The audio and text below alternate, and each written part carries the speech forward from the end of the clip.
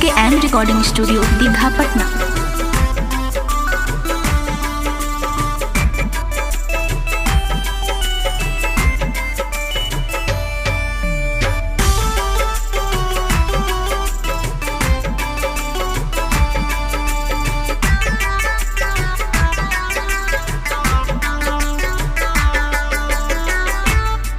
हम देखल चाहत रहनी हे जान तोरा करीब से। हम देखल चाहत रहनी हे जान तोरा करीब से। पाई के प्यारी दोसरा के, पाई के प्यारी दोसरा के हरकत कैलू अजीब से। हम देखल चाहत रहनी हे जान तोरा करीब से। हम देखल चाहत रहनी हे जान तोरा करीब से।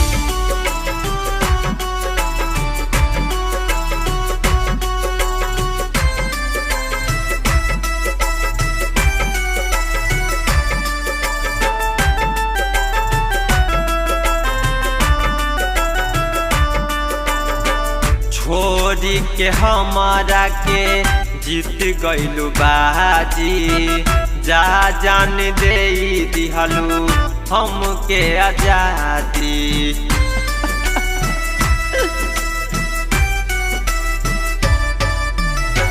छोड़ी के हमारा के जीत गइलू बाजी। जा जान दे दिहलू हमके आजादी। हरदम खुश रहे जान, हरदम खुश रहे जान। ई का पैबू तू गरीब से। हम देखल चाहत रहनी हे जान तोरा करीब से। हम देखल चाहत रहनी हे जान तोरा करीब से।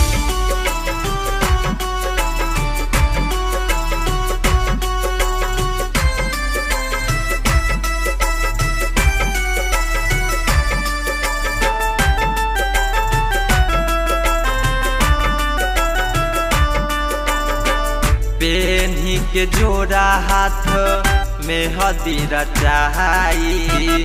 ए हो सनम हमरा बहुत बुझाई।